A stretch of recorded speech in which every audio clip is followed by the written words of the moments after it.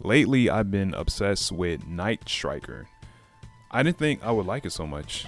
It's like if Outrun and Space Harrier had a baby in a dystopian future. I love rail shooters of this kind, but I have trouble playing them.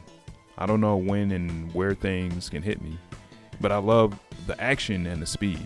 I love the setting, dark cyberpunk style. I love the graphics, incredible sprite scaling. It looks outdated to some, but to me, it looks good. And there are so many stages in this game, and they all have such a moody atmosphere. Some stages are similar with different enemies, but that's okay. I just can't get enough of this game. And I'm so glad that I gave it a go. I knew of it before, but I didn't give it a chance. I tried it on Cab at Galloping Ghosts briefly, and I knew it was something I was looking forward to playing on the Operation Night Strikers collection by M2. The game is easy to get into with a decent, flexible difficulty and challenge. Because of that challenge, I've been playing it non-stop, and not just on Steam, but on my Abernic Arcade handheld through MAME, and on the Sega Saturn. One thing I like most about this game is the runs are short, just around 12 to 14 minutes, and you can choose a different route to explore with every run. The game isn't hard at all to 1cc with certain routes. Other routes are a little more challenging with more enemies and obstacles to evade, so it's something that you're going to definitely have to grind out. Even though the game grants you an extra shield at the end of a level, you still need to work on not getting hit much.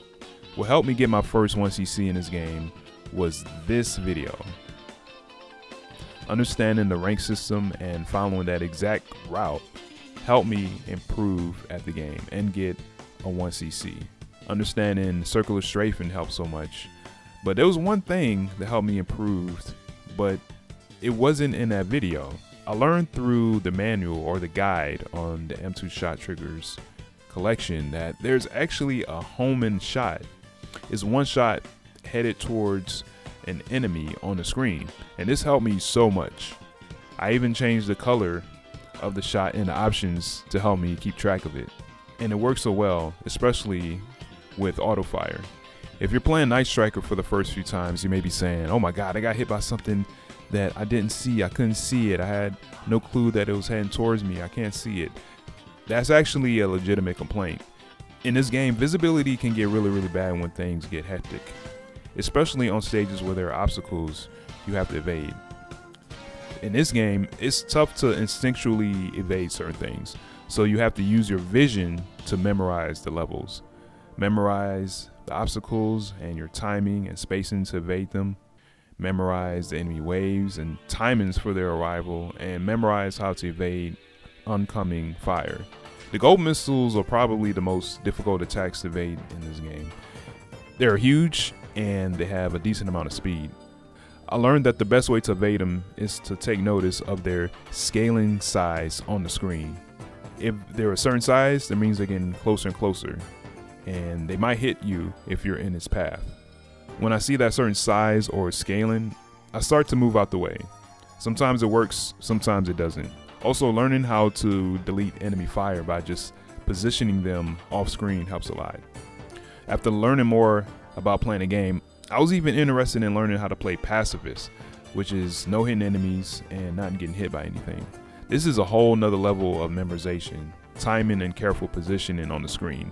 Plus, you get a fat points bonus from it as well. There's even a score bonus for clearing out all the enemies on the stage, called a wipeout bonus. This is good if you don't really care for pacifists, but you just want some extra points. Plus, there's even little small bonuses in some stages, like in stage C, going through the pipes, or just staying on the ground if a level or stage has a ground.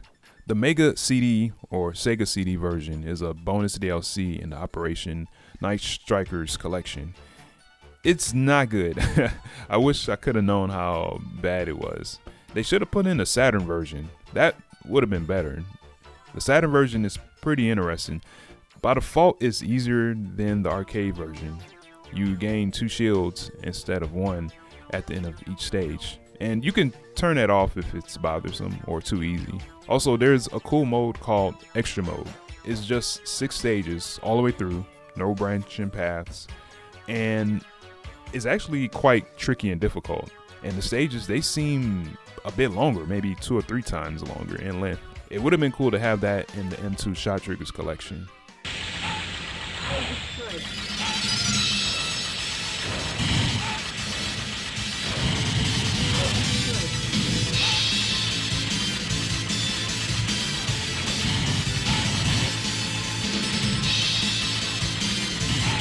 I've been having a complete blast playing Night Striker. I wasn't really expecting that, honestly. I thought it was just going to be another generic rail shooter, but now I'm a fan. Plus, there's so much footage on this game on YouTube to help me learn more and more. I'm so glad that I decided to play this game through the M2 Shot Triggers collection, Operation Night Strikers. It has helpful gadgets, numerous options.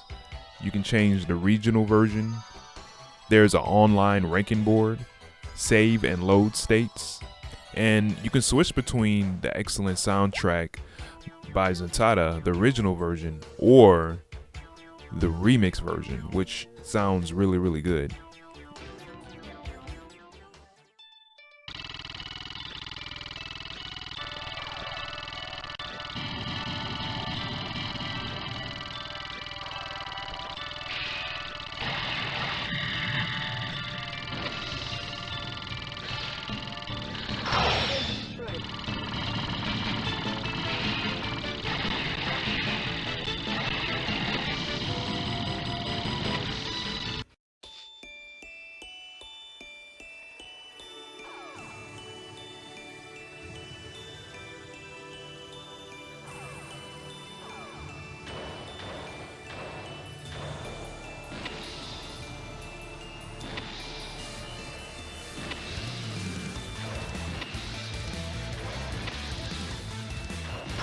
Oh shit.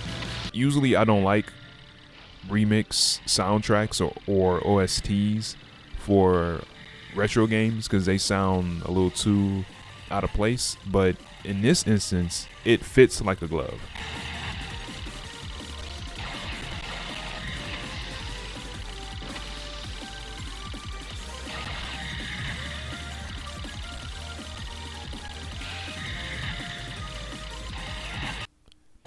As someone new to Night Striker, playing this game through this collection was a very, very good introduction, and I recommend it for anyone that's curious about playing Night Striker. In the comments, let me know what you think of Night Striker. Let me know your favorite route, or maybe a route that you could recommend that I try out and study, and tips on learning the game, or whatever else is on your mind about this game. Also, let me know what you think about Night Striker gear.